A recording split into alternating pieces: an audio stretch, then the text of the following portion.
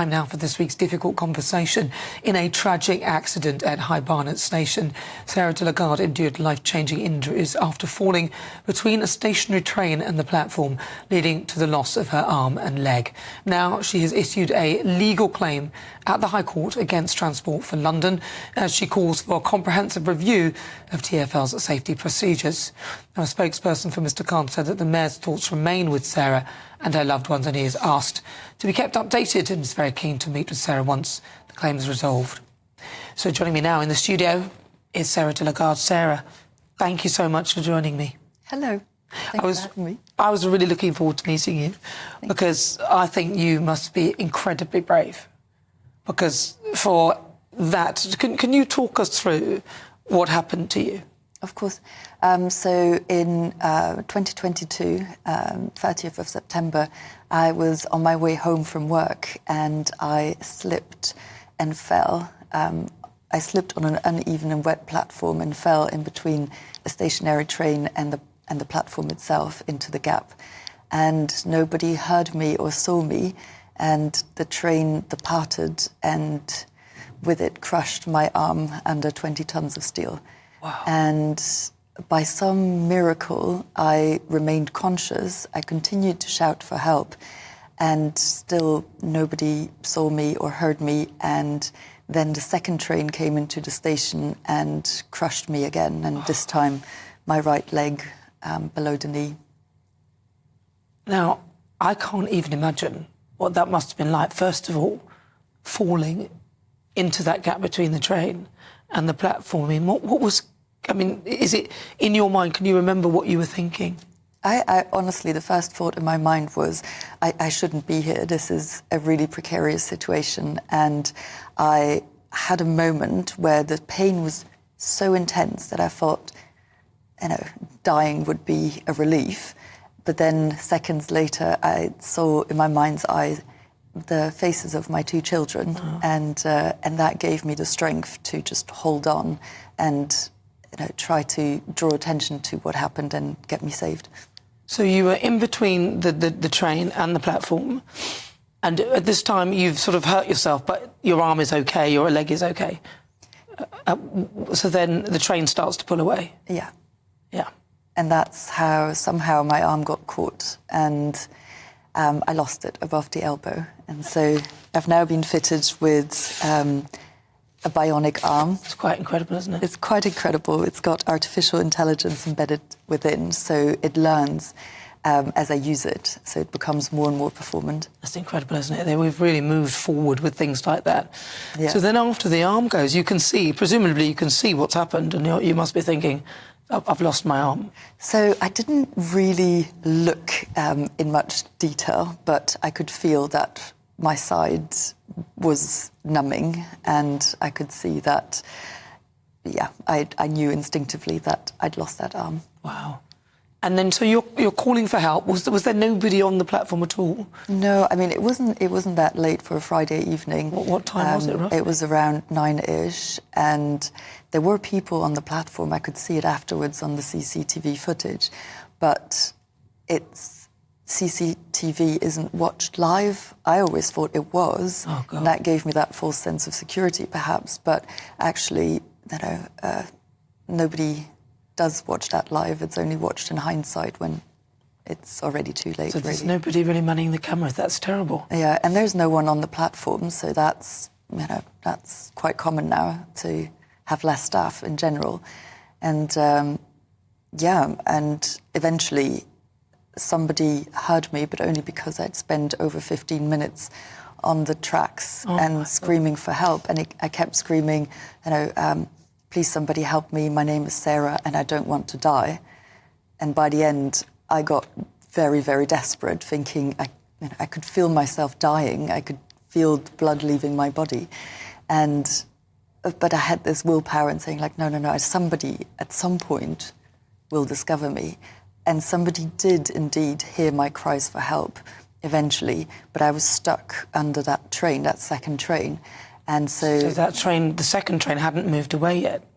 So I was wedged underneath it, and somehow the emergency services had to get me from underneath the train, and I think they had to move me on this canoe-style board to the top of the train set and all the carriages, basically. And at that time, did they actually have to amputate your limbs there to get you out, or...? So I think the limbs were already partially non-viable at that stage, and I was very lucky that the emergency services, the London Air Ambulance, came, and they have a mini theatre, so to speak, within their setup that they can attend to patients on site, which means that I had a higher percent chance of making it.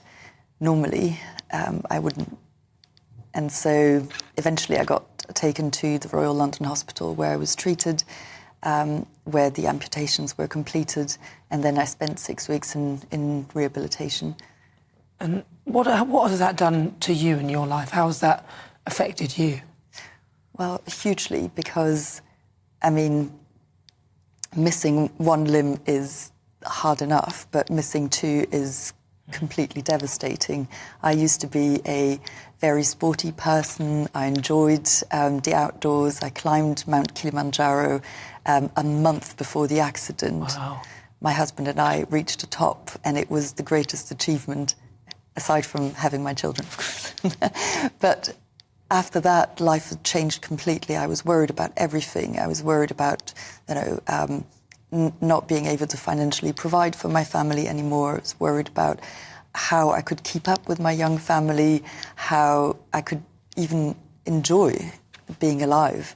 So there's a part of me that was intensely grateful for the support that I was given, for the incredible support from the NHS staff, my family, my friends, my colleagues who've been extremely supportive and very welcoming.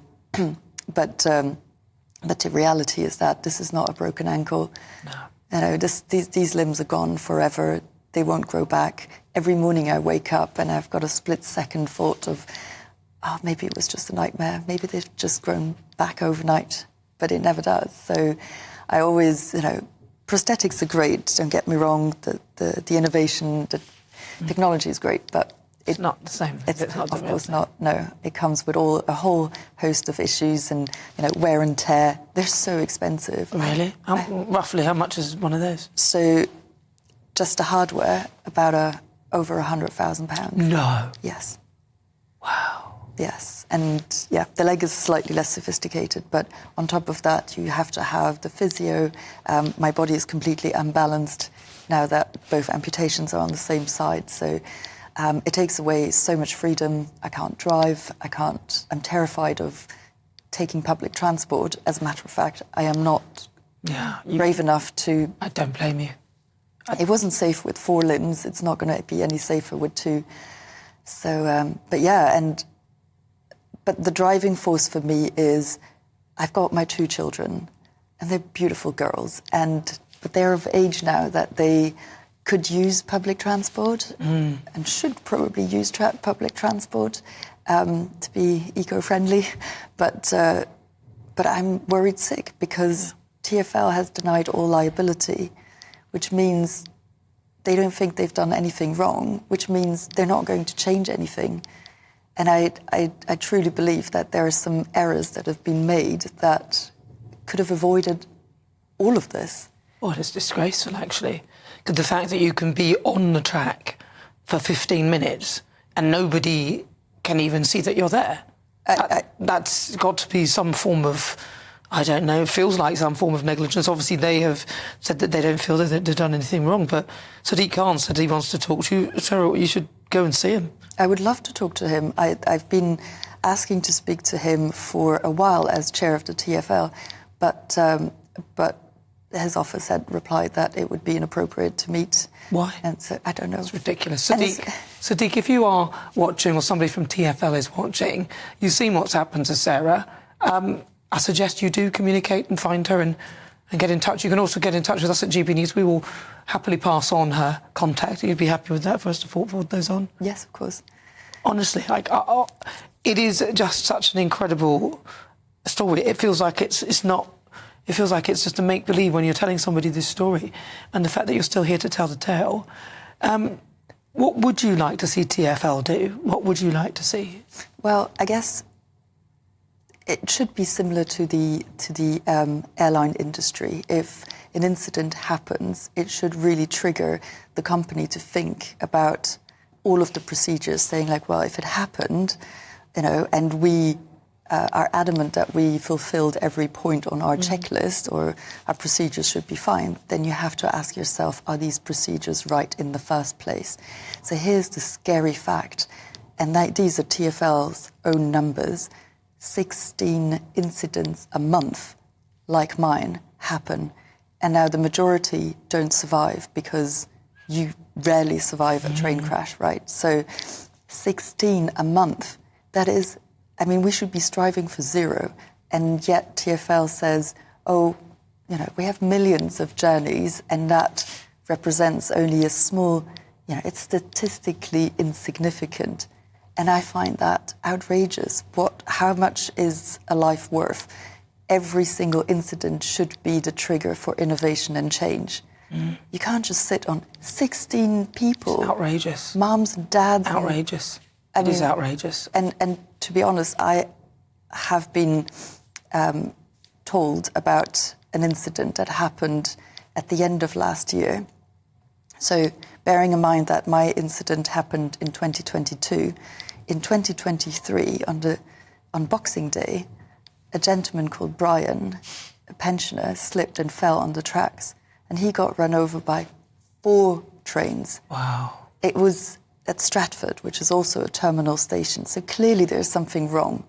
You can't. How can you run over a person on the tracks 4 times? No, 8 times, because it's coming in and going out. That is just, that's just beyond cruel. Has this, because I haven't heard of this story that's been reported. Has it been reported anywhere? Yes, I've seen it, but not very much. For some reason, these news stories don't really make it into mainstream media, probably because it's quite horrific. But, you have to have an accountability as a company of the size and scope of TFL. You charge your passengers so much money to buy a ticket. They deserve better. I couldn't agree more with you more, Sarah. Well, listen, you keep pushing forward on what, and get that meeting with Sadiq Khan for him to look at the situation, because if that can happen to you, it can happen to any of us. Exactly. So take care of yourself. Thank you. And I'm really glad you've got a nice husband and lovely children, and every day is a blessing. Yeah, absolutely. Every day is a blessing. All right, Sarah, thank you so much. Thank you. That is the brilliant Sarah de Legarde. Honestly, seriously, it's just shocking, isn't it? You couldn't make that up at all. But Mr. Dent, Director of Customer Operations at London Underground, has said that safety is our top priority, and we continue to take every possible measure to learn from any incident and put in place appropriate improvements. However, our thoughts continue to be with Sarah and her family following the devastating incident at High Barnet Station.